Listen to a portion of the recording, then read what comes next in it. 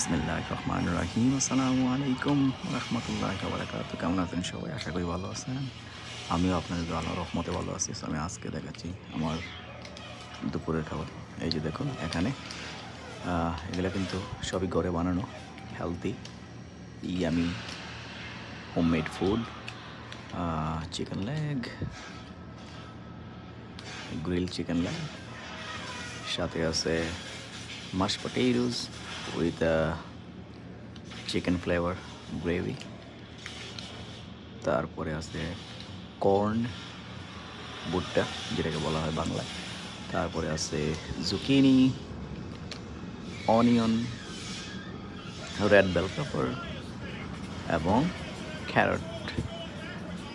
So এখানে আছে গাজর, লাল মরিচ, তারপর আছে জুকিনি যেটা কুমড়ার মতো, তারপরে আছে পেঁয়াজ, আলু, এই যে আলুর পত্তার মতো, মাশ পটেটো যেটাকে বলা হয়।